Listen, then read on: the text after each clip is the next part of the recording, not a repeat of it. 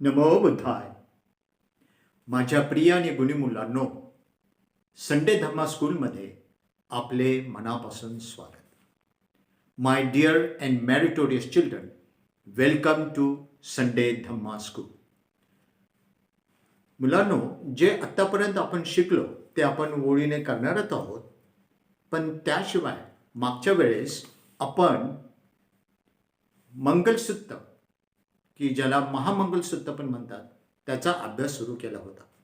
त्यातली पहिली गाथा आपण पूर्ण केली. ह्या वेळेस आपण दुसरी गाथा, दुसरं चरण, दुसरा स्टांजा शिकणार आहोत. ठीक आहे. प्रथम आपण 3 रत्नांना वंदन करायचे आहे. We pay homage to triple gem. चला हात जोडा आणि माझ्या बरोबरच म्हणा. Will recite all together. अरहं सम्मा संबुद्धो भगवा बुद्धं भगवतं अभिवादेमि.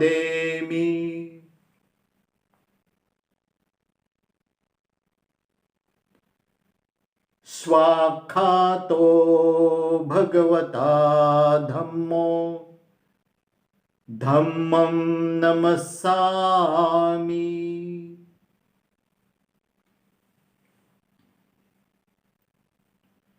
सुपटिपन्नो भगवतो सावक संघो संघं नमामि.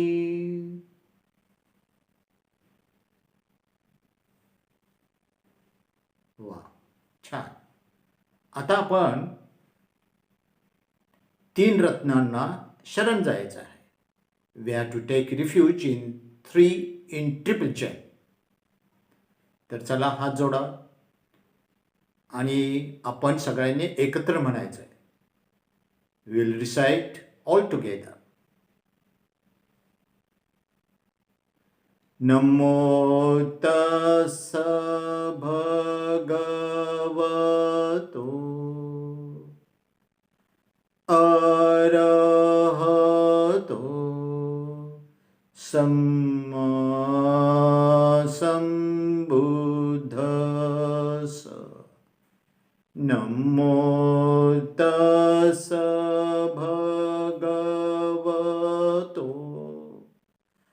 अरहतो सम्मा संबुद्धस्स. नमो तस्स भगवतो अरहतो सम्मा संबुद्धस्स. बुद्धं शरणं गच्छामि.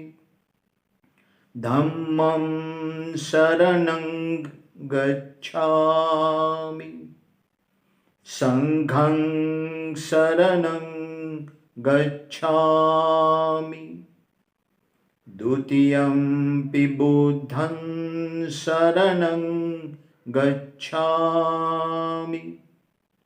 द्वितीयंपि धम्मं शरणं गच्छामि. द्वितीयंपि संघं शरणं गच्छामि. तृतीयंपि बुद्धं शरणं गच्छामि. तृतीयंपि धम्मं शरणं गच्छामि. तृतीयंपि संघं शरणं गच्छामि. छान. आता पंचशील, 5 मॉरल प्रिसेप्ट्स. हात जोडा आणि माझ्या बरोबर म्हणा. Recite all together. पाणातिपाता वेरमणि सिक्खापदं समादियामि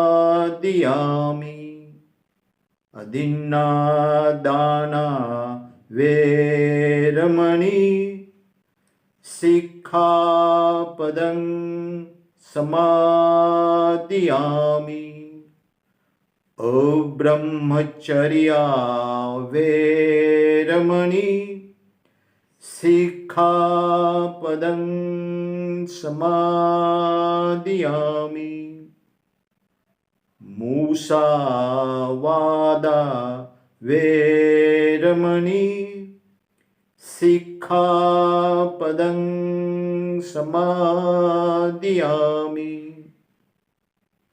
सूरामेरयमज्ज पमादठाना वेरमणि सिक्खापदं समादियामि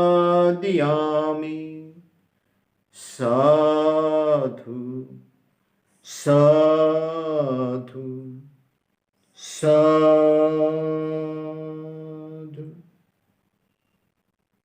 वा, खूप छान. मुलांनो, आता आपल्याला ध्यान साधना करायची. Now children, we have to do meditation now. तुम्हाला माहिती आहे कुठलं ध्यान साधना?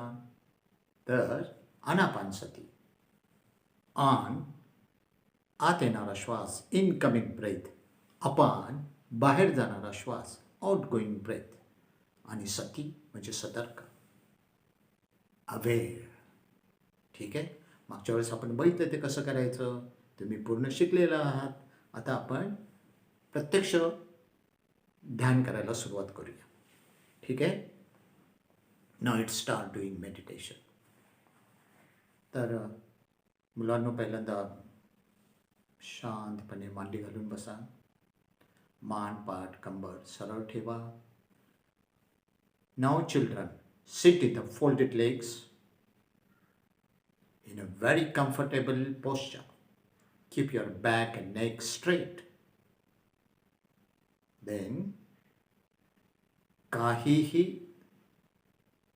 टेन्शन घ्यायचं नाही.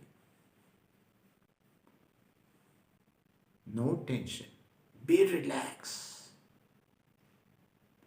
आता जर तुम्ही चष्मा घालत असाल तर चष्मा काढून ठेवा. If you are wearing glasses, please keep your glasses on one side. Now मुलांनो, हळूवार तोंड बंद करा. हळूवार डोळे बंद करा. ज्या वेळेस तोंड बंद असेल तर श्वास कुठून जाईल? नाकातून. तर सारं लक्ष श्वासाकडे, म्हणजे नाकाच्या 2 दरवाजांवर, म्हणजे नाकाच्या नाकपुड्यांवर. आणि आत येणारा श्वास आणि बाहेर जाणारा श्वास त्याच्याकडे सारं लक्ष द्यायचं. Now children, close your mouth gently. Close your eyes gently. When your mouth is closed, definitely the respiration will go through the nose only. So you have to pay your entire attention at the nostril of the nose. Incoming breath and outgoing breath. मुलांनो, जोपर्यंत मी तुम्हाला सांगत नाही तोपर्यंत डोळे उघडायचे नाही. Don't open your eyes until I tell you.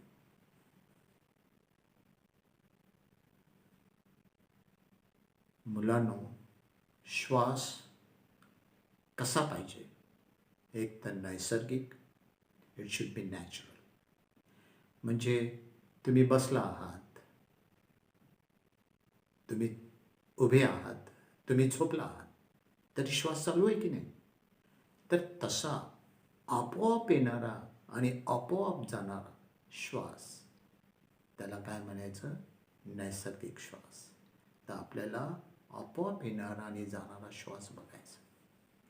Now children, when you are sitting, when you are walking, when you are sleeping, your respiration is going on. You are doing nothing. So that is natural breath. You have to observe natural breath. दुसरं, स्वाभाविक श्वास. आत येणारा श्वास कधी उजव्या नाकपुडीतून आत येतो, कधी डाव्या नाकपुडीतून आत येतो, किंवा दोन्ही नाकपुडीतून बाहेर जातो. बाहेर जाताना तो उजवीकडून जाईल किंवा डावीकडून जाईल किंवा दोन्ही नाकपुडीतून जाईल. कधी श्वास लांब असेल, कधी दीर्घ असेल, कधी आखूड असेल, कधी छोटा असेल, कधी जड असेल, कधी हलका असेल. जसा आहे तसा बघायचा. त्यामध्ये आपण होऊन स्वतः काही बदल करायचा नाही. त्याला म्हणायचं स्वाभाविक श्वास. नाव children, you have to observe the breath as it is. When you are breathing in, the incoming breath may come in through maybe right nostril, left nostril, or both. While going out, it may pass through the left nostril, right nostril, or both. You have to observe. Sometimes it may be long, it may be short, it may be heavy, it may be light. You have to, don't have to do anything. Just observe as it is. आणि तिसरं, शुद्ध श्वास. त्याच्यामध्ये काही मिलावट केली नाही, काही मिसळलं नाही, तर ते शुद्ध. आणि म्हणून श्वासाबरोबर कोणतेही आकडे म्हणायचे नाहीत, आकडे मोजायचे नाहीत, आणि कुठलाही मंत्र वगैरे म्हणायचं नाही. म्हणजे श्वास कसा राहील? शुद्ध राहील. नाव children, you have to observe pure breath. If nothing is added, it remains pure. So, along with the breath, don't count any number, no numbers. And don't recite any mantra or anything. Then it will remain pure. So, सारं लक्ष नाकाच्या दोन दरवाजांवर. Pay your entire attention at the nostril.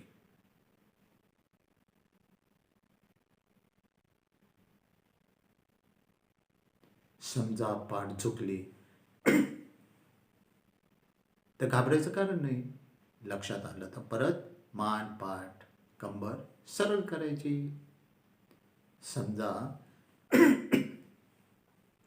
विचार करता करता मनात काही विचार आले, मन भरकटलं, तर घाबरून जायचं नाही, काळजी करायचं नाही. लक्षात आलं की परत सारं लक्ष नाकाच्या दोन दरवाजांवर आणायचं. Children, when you find that you bend down, then smilingly keep your back and neck straight, not to worry about. And when some thoughts come in the mind, your mind may go away. So when you feel it, when you realize it, then pay your entire attention at the nostril. So, नाकाच्या दोन दरवाजावर जणू पहारेकरी बसवलाय आणि तो फक्त बघतो कोण आत येतंय, कोण बाहेर जात आहे. Like that only. You have to just observe, just feel.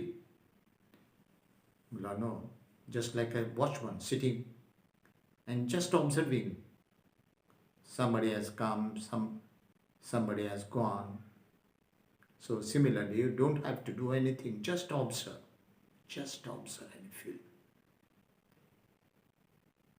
आणि आता आपल्याला मागच्या वेळेस सांगितल्याप्रमाणे आणखीन 3 स्टेप लक्षात घ्यायच्या आहेत. पहिली स्टेप काय? आत येणारा श्वास कधी डाव्या नाकपुडीतून आत येतो, कधी उजवीकडून आत येतो, किंवा दोन्ही नाकपुडीतून आत येतो. बाहेर जाताना तो उजवीकडून जाईल, बाहेर जाईल, डावीकडून जाईल, किंवा दोन्ही नाकपुड्यातून बाहेर जाईल. ते फक्त जाणायचं. Now children, you have to just feel and observe. So while the breath coming in, it may come in through the right nostril, left nostril, or both. While going out, it may pass through the left nostril, right nostril, or both. You have to just observe, just feel. दुसरी step, आत येणारा श्वास थोडा थंड असतो, बाहेर जाणारा श्वास आपला शरीरातून जात असतो. आपले शरीर उबदार आहे म्हणून थोडा उबदार असतो. ते जाणायचं आहे. नाव children,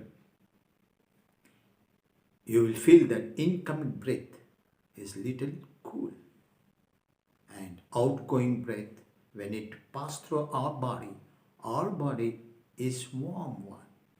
So outgoing breath is little warm. आणि तिसरी पायरी, आत येणारा श्वास आणि बाहेर जाणारा श्वास हा कोठे स्पर्श करतो. म्हणजे तो नाकाच्या आतमध्ये किंवा नाकाच्या बाहेर, नाकपुड्यांवर, किंवा वरच्या ओठाच्या वर आणि नाकाच्या खाली कुठेही स्पर्श करतो. कुठेही स्पर्श करू दे, ते फक्त आपल्याला जाणायचं. Children, when you are breathing, when the breath comes in, it may come in through the right nostril or left nostril or both. While going out, it may pass through the right nostril, left nostril, or both. You have to just observe and feel.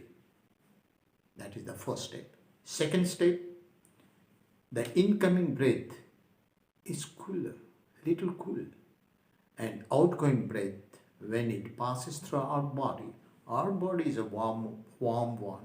So the outgoing breath is little warm. That's what you have to feel. Just observe.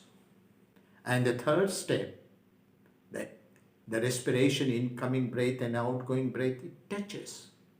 So you have to observe where it touches. See, incoming breath may touch inside the nose anywhere, or outside the nose on the nostrils, or it may touch on the upper side of the upper lip and below the nose, anywhere.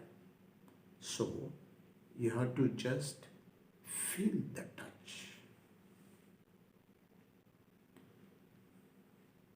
असं पण होईल की आता स्पर्श जाणवणार नाही, जाणवला तर ठीक आहे, नाही जाणवला तरी ठीक.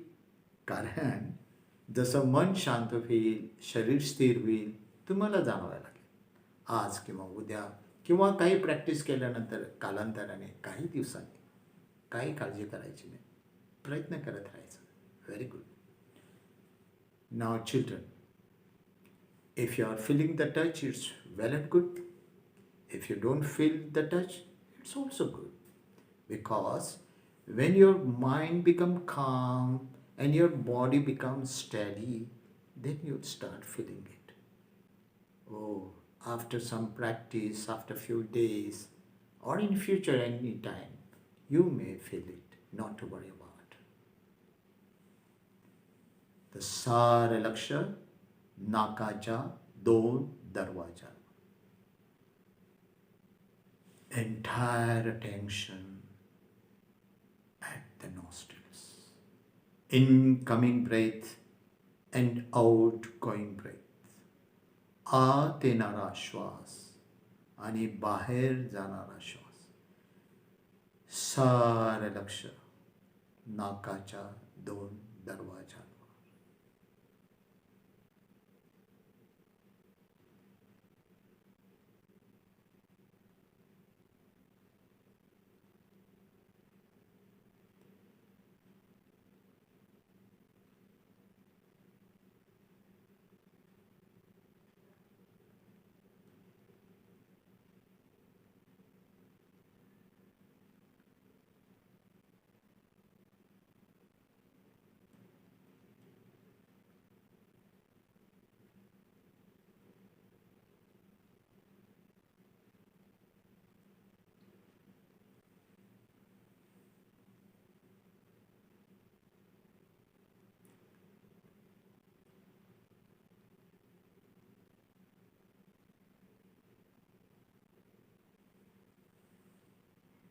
मुलांनो, हळूहळू डोळे उघडा.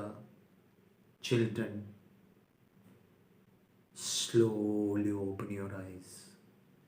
Slowly open your eyes. वा वा वा, सगळ्यांनी खूपच छान ध्यान केलं, खूपच छान. So great. आता मुलांनो, तुम्ही ध्यान केलं, तुमचं मन शांत झालं, आनंदी झालं. Now your mind has become calm and happy. Now आता आपल्याला काय करायचं, जो आनंद आपल्याला मिळाला, जी शांती आपल्याला मिळाली, ती वाटायची. Now we have to distribute this among yourself first. पहिलं स्वतःसाठी आणि देन त्यानंतर सर्वांसाठी, फॉर ऑल बिंग्स. तर मुलांनो, आता आपण मंगल मैत्री, लव्हिंग काइंडनेस करायचं आहे. ठीक आहे. नाव फोल्ड युअर हँड्स, हात जोडा आणि माझ्या बरोबर म्हणायचं. You have to recite all together. अहम सुखितो होमि, निदुःखो होमि, अवेरो होमि, अव्यापज्यो होमि, अनिघो होमि, सुखी अत्तानं परिहरामि. माता पितु आचार्य याति समूह सब्बे सत्ता सुखिता होन्तु, निदुःखा होन्तु, अवेरा होन्तु, अभ्यापज्या होन्तु, अनिघा होन्तु, सुखी अत्तानं परिहरन्तु. वा वा, खूपच छान, खूपच छान.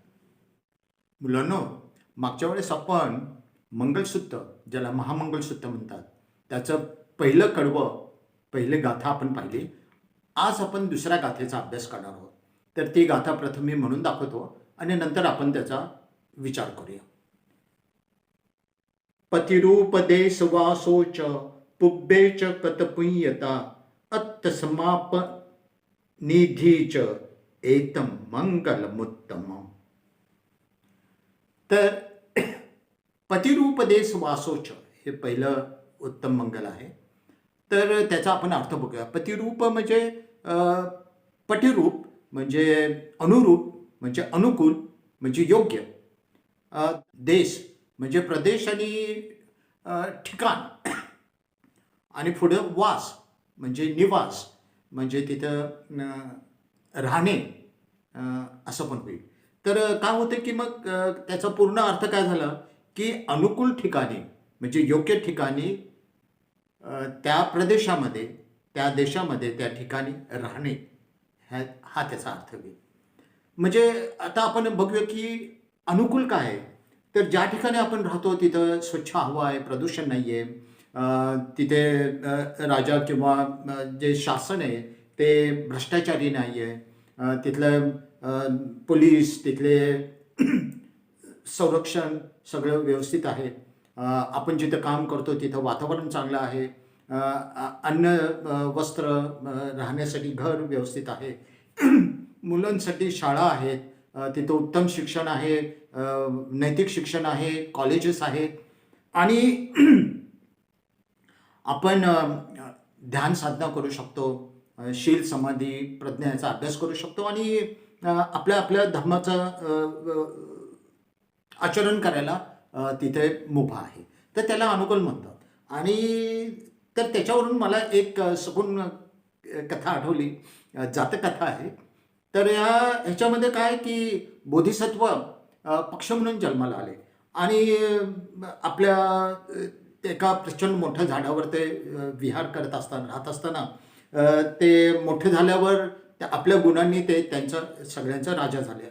आणि मग त्यांच्या एकदा लक्षात आलं की तिथे फाद्या एकमेकाला घासून दूर झाला, मग हे त्यांनी लक्षात घेतलं की आता काही दिवसांनी या झाडाला आग लागण्याची शक्यता आहे. आणि म्हणून त्यांनी काय केलं, सगळ्यांना बोलवलं आपल्या बांधवांना आणि त्यांना सांगितलं की हे झाडाला आग लागण्याची शक्यता आहे आणि झाड पूर्ण जळून जाईल. तर आपण हे आता आपल्याला आता अनुकूल नाही आहे, तर आपण हे सोडू आणि ते लवकरात लवकर म्हणजे आजच्या आज हे सोडू आणि चांगल्या अनुकूल अशा ठिकाणी वातावरणात जाऊया. तर त्यांचं ते ऐकून सगळे तयार झाले.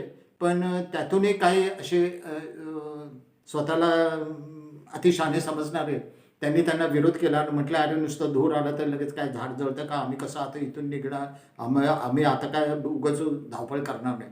मग बाकीचे सगळे आपले बाळांसह ते सगळे निघून गेले आणि खरोखरीच काही दिवसांनी त्याला आग लागली, प्रचंड आग झाली आणि त्या आगीमध्ये सगळं होरपळून गेलं आणि जळून गेलं ते झाड आणि त्याच्याबरोबर ते पक्षीसुद्धा बिचारे जळून गेले. मुलांना हे झालं अनुकूल. आता प्रतिकूलचा जर आपण विचार केला तर प्रतिकूल म्हणजे ह्याच्या विरुद्ध. तर प्रतिकूलमध्ये मग कसं काय राहता येईल का, तर जर तिथं संत पुरुष असतील, आनंद भिक्षू असतील आणि प्रत्यक्ष भगवान बुद्ध असतील तर तर ते वातावरण प्रसन्न होऊ शकतं आणि अनुकूल होऊ शकतं आणि आपण तिथं राहू शकतो. तर एकदा काय झालं की कौशलचे राजा प्रसेनजित हे स्वारीवरून एकदा परत चालले असताना पुढे संध्याकाळ झाली आणि पुढं घनदाट जंगल होतं, ते क्रॉस करणं धोक्याचं होतं आणि म्हणून त्यांनी त्या ठिकाणी मुक्काम करायचं ठरवलं. त्यांनी मुक्काम केला आणि संध्याकाळी त्यांच्या असं लक्षात आलं की अरे इथलं वातावरण चांगलं होत चाललंय आणि प्रसन्न आहे. म्हणून ते म्हटलं आज आपण फिरायला निघूया. आणि जसं ज्या दिशेला वातावरण चांगलं होतं त्या दिशेला जायला लागले तर आणखीन प्रसन्न सुगंध वगैरे असं वाटायला लागलं. मग एक जण म्हटलं की ज्यावेळेस भगवान बुद्ध येतात तर असं वातावरण होतं, मग काय इथं भगवान बुद्ध आलेत का, आणि असं ते म्हणालं आणि त्यांना समोर भगवान बुद्ध आणि त्यांचा शिष्यगण म्हणजे भिक्षुगण दिसला. मग त्या प्रसन्न वातावरण बघून प्रसेनजित राजाला खूप आनंद झाला आणि त्यांनी जाऊन भगवंतांना वंदन केलं. मुलांनो, ह्या चित्रामध्ये प्रसेनजित राजा तिथले सुंदर वातावरण, हर्षभरित वातावरण आणि बुद्धांना पाहून खुश झाला व अत्यंत प्रसन्नपणे तो भगवंतांना वंदन करीत आहे.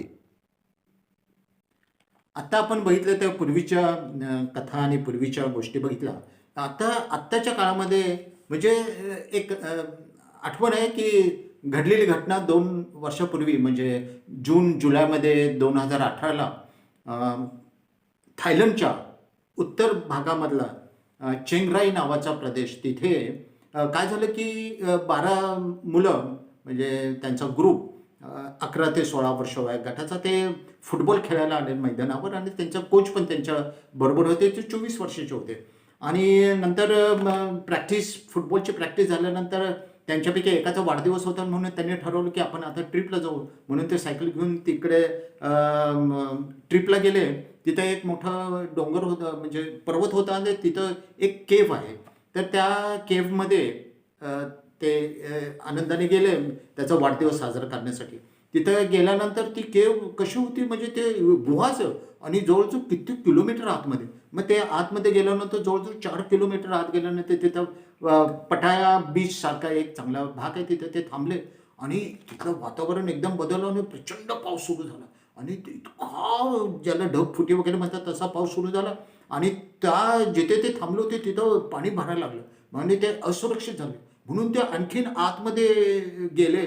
तिथं लाईट नाही आहे, तिथं कमी हवा म्हणजे ऑक्सिजन कमी आहे आणि त्यांनी नेलेलं जे काय थोडंसं जेवण त्यांच्याबरोबर काय केक वगैरे काय असे स्नॅक्स होते आणि ते तिथं अडकून राहिले. ते इतका पाऊस की त्यांना बाहेर येणं मुश्किल झाल्यानंतर दुसऱ्या दिवशी ते मुलं आले नाहीत म्हणून त्यांचे आई वडील तिथं आले आणि मग त्यांनी त्यांचे शाळेचे सगळे स्टाफ तिथं आलं. मग त्यांनी सरकारला कळवलं आणि मग सरकारने काय केलं की नेव्हीला तिथं पाठवलं आणि नेव्ही जाऊन तिथं प्रयत्न करायला लागले पण कोणालाही तिथं जाता आलं नाही. सगळेजण प्रयत्न करायला लागले पण प्रचंड पाऊस आणि ते धोधो वाढणार पावसामध्ये उलटं पोहत जाणं जवळजवळ अशक्य होतं. 1 आठवडा झाला आणि कोणाला काही करता येईना. मग जगातले इतर त्या ह्याचं माहिती असलेले त्यातले तरबेज लोक जगातून आले आणि त्यांनी सगळ्यांनी प्रयत्न सुरू केला. आणि मग थायलंडचे नेव्ही म्हटलं आता थांबून उपयोग नाही. आणि असं करता करता 2 आठवडे निघून गेले. आणि 2 आठवड्यानंतर मग कसं तरी त्यांनी ते पाईप वगैरे लावले. ते पाईप बंद पडला आणि त्यांनी तिथपर्यंत पोहोचले.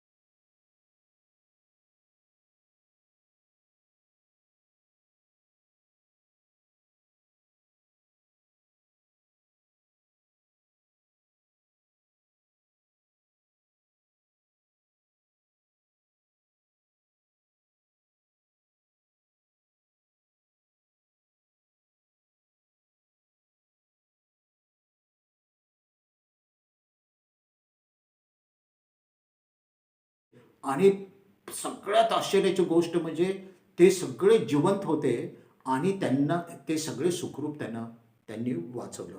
तर ह्याच्यामध्ये असा प्रश्न सगळ्या जगाला पडला. सगळ्या जगाला इतका आनंद झाला. सगळ्या जगाच्या लोकांनी रिपोर्ट केला आणि त्यांना ह्या गोष्टीचं ते सगळे सुख वाचले ह्याचा सगळ्यांना आनंद झाला. पण ते वाचले कसे? म्हणजे जवळजवळ 15 दिवस त्यांनी अन्न वगैरे प्राशन केलं नाही आणि कमी ऑक्सिजन असलेल्या ठिकाणी ते कसे राहिले. तर त्याचं असं आहे की त्यांचं जे कोच होते, तर ते कोच ना पूर्वी एक भिक्षू होते आणि म्हणून त्यांनी त्यांच्याकडनं मेडिटेशन करून घेतलं आणि मेडिटेशन ते करून घेतल्यामुळे त्याचा त्यांना फायदा झाला. तर मेडिटेशनमुळे काय झालं मुलांना, तर पहिल्यांदा काय होतं की मेडिटेशन तुम्हाला माहिती आहे आपण आनापानसती करतो. तर आनापानसतीमध्ये काय होतं की आपण शांत राहतो, डोळे झाकतो आणि सारं लक्ष आपण नाकपुड्यांवर देतो. त्यामुळे काय होतं की आपलं मन आणि शरीर शांत होतं, स्टेडी होतं. आवर बॉडी बिकम काम अँड स्टेडी. तर आणि त्यामुळे काय होतं की आपल्याला अ, अ, काय होतं की त्या शांत झाल्यामुळे आपल्याला श्वास पण आपला मंद होतो आणि त्यामुळं कमी हवेमध्ये किंवा कमी ऑक्सिजनमध्ये सुद्धा आपण तग धरू शकतो. एवढंच काय, पण कमी अन्न किंवा विदाऊट आहाराचं, less food and without food we can survive. So that is first thing. दुसरं असं की मेडिटेशनमुळे काय होतं की आपल्यामध्ये अ, एक प्रेम आणि करुणा यायला लागते. प्रेम आणि करुणेमुळे काय झाले की त्यांच्यामध्ये स्वतःला करुणा, प्रेम आणि दुसऱ्यांना पण आदर आणि प्रेम असल्यामुळे त्यांच्यामध्ये वाद निर्माण झाला नाही. आणि पॉझिटिव्ह एनर्जी आल्यामुळे, पॉझिटिव्ह थॉट्स आल्यामुळे त्यांच्यामधली भीती निघून गेली. आणि चौथं त्यांचं काय झालं की पेशन्स इन्क्रीज झालं. म्हणजे सहनशीलता वाढली आणि त्यामुळे दे कॅन वेट. म्हणजे पॅनिक न होता, गडबड न होता ते म्हणजे थांबले की बाबा पुढे येणाऱ्या प्रसंगाला आपण शांतपणे ते तग धरू शकले. आणि पाचवं, भगवान बुद्ध म्हणतात की मन प्रमुख आहे. आणि मेडिटेशनमुळे काय होतं की माइंड इज एव्हरीथिंग. तर मेडिटेशनमुळे काय होतं की एक आंतरिक ऊर्जा, एक शक्ती आपल्याला मिळते आणि ह्या सगळ्यांचा त्यांना आपल्यामध्ये फायदा झाला. मुलांना तुमच्या लक्षात येईल की मेडिटेशन किती महत्त्वाचं आहे. आणि आणि आजचं जर आपण उदाहरण बघितलं तर मुलांना सगळीकडे करोना आहे आणि करोना संकटावर आपल्याला असलेला धम्माची शिकवण आणि मेडिटेशनवरून आपण त्याच्यावर मात करू शकतो. We can conquer the corona. तर मुलांनो, आता उत्तम मंगल काय आहे, तर पुब्बेच्या कथ पुण्यता. पुब्बे म्हणजे पूर्वी किंवा आधी, कथ म्हणजे केलेले आणि पुण्य म्हणजे पुण्यकर्म. तर असं म्हणता येईल की पूर्वी किंवा आधी पुण्यकर्म केलेले असणे, असा त्याचा अर्थ होईल. आणि हे भगवंताने सांगितले उत्तम मंगल आहे. तर आपण बघूया की पुण्य कशाला म्हणायचं आणि पाप कशाला म्हणायचं. तर मुलांना पुण्य म्हणजे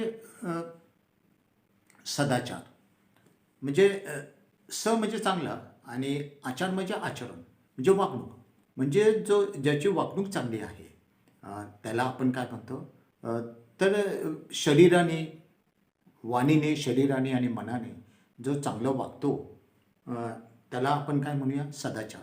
आणि सदाचार म्हणजे पुण्य आणि पुण्य म्हणजे सुख.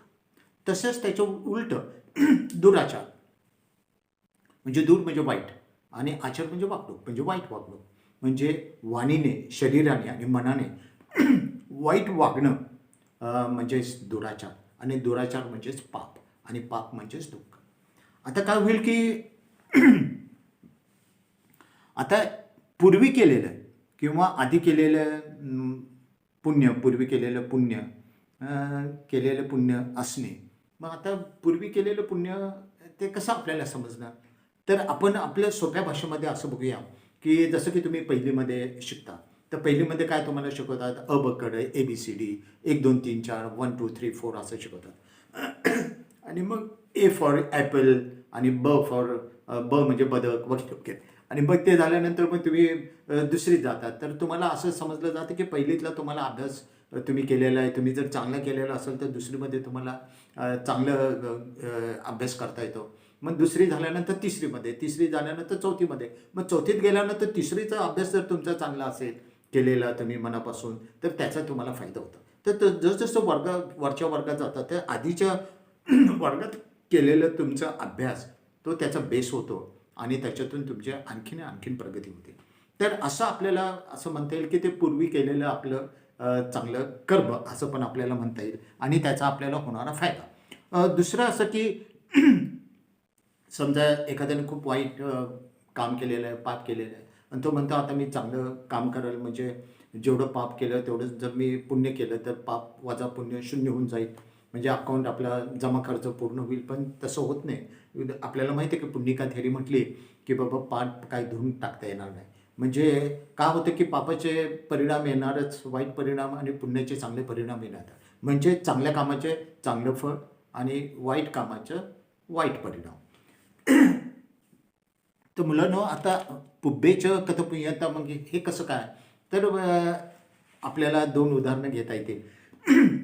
सिद्धार्थ गौतम हे जेव्हा सम्यक संबुद्ध झाले त्यासाठी त्यांना 10 पारमिता पूर्ण कराव्या लागल्या. 10 पारमिता म्हणजे पारमिता म्हणजे पुण्य हां.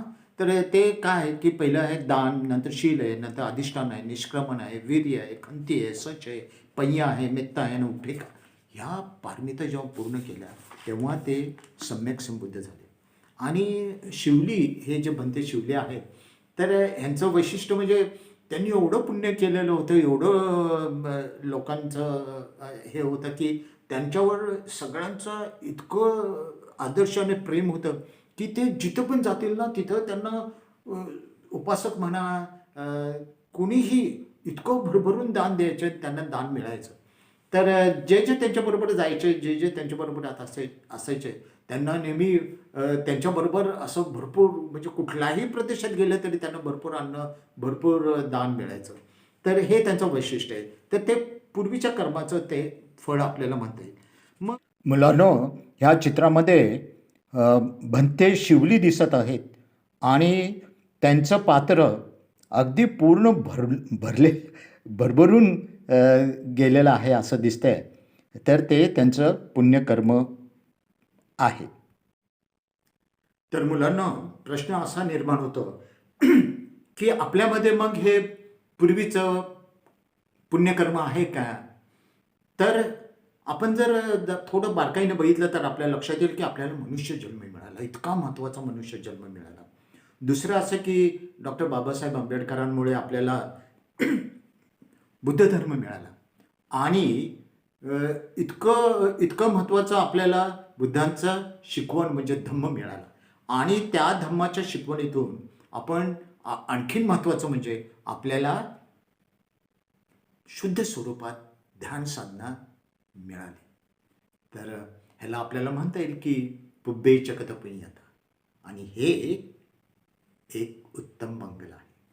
आता तिसरं उत्तम मंगल काय आहे, तर अत्त सम्मापनिधीच हे तिसरं मंगल उत्तम आहे. आता याचा अर्थ अत्त म्हणजे स्वतः आणि सम्मापनिधी म्हणजे संकल्प, योग्य संकल्प, चांगला संकल्प किंवा सन्मार्ग, चांगला मार्ग, आणि त्या संकल्पातून त्या चांगल्या मार्गावर, चांगल्या गोष्टींवर, चांगल्या योग्य मार्गावर सतत राहणं, स्वतःला ठेवणं, हा त्याचा अर्थ होईल. तर मुलांना प्रश्न असा येतो की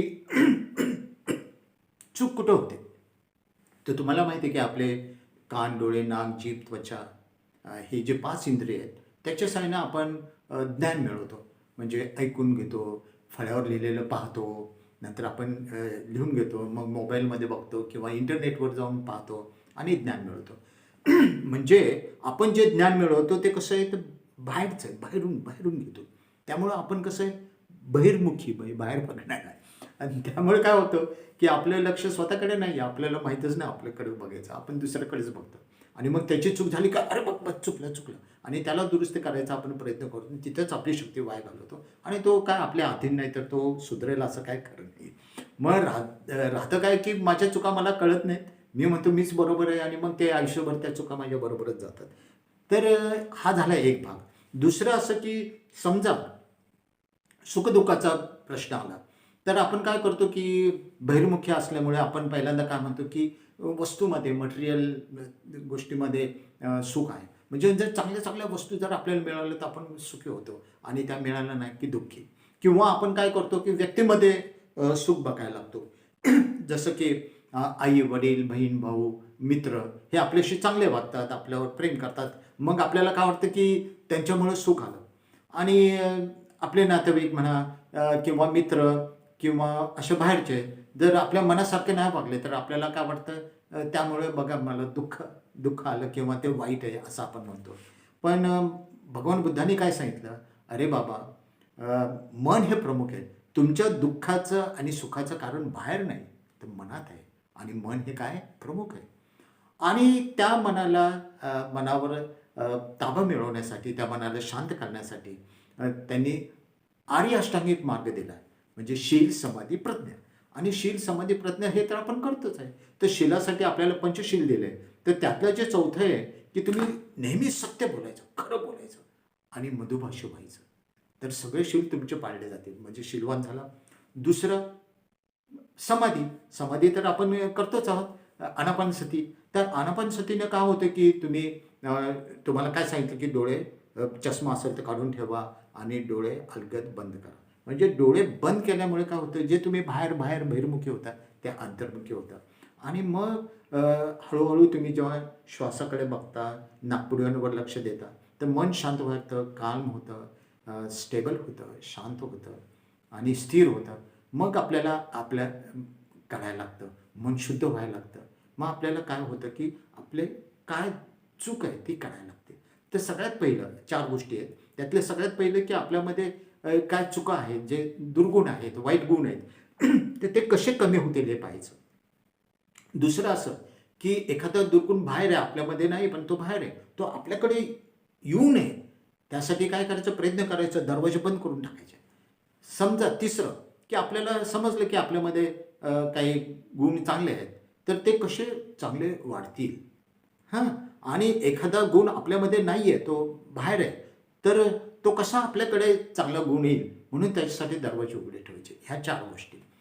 आणि तुम्हाला माहीतच आहे की आनापानसती जर तुम्ही सकाळ संध्याकाळ 10 मिनटं 15 मिनटं जर केले तर तुमचं मन स्थिर होतं, कॉन्फिडन्स येतो. आपण बघितलं की किती कॉन्फिडन्स येतो. त्या मुलांचं बघितलं आपण, मेडिटेशनने किती हे होतं, आपल्याला लाभ होतं आणि एनर्जी वाढते. तर ह्या गोष्टी तुम्हाला लाभदायक आहेत. आणि ह्या सगळ्या गोष्टींमुळे तुम्ही काय होऊ शकता, तुमच्या संकल्प ठरवल्याप्रमाणे योग्य सन्मार्गावर राहू शकतात. तर मुलांनो, हे 3 उत्तम मंगल जे आहेत ते आपल्या कल्याणासाठी आहेत. आणि ह्या 3 मंगल उत्तमांच्या वागणुकीतून आपल्या सर्वांचं कल्याण हो. साधू साधू साधू.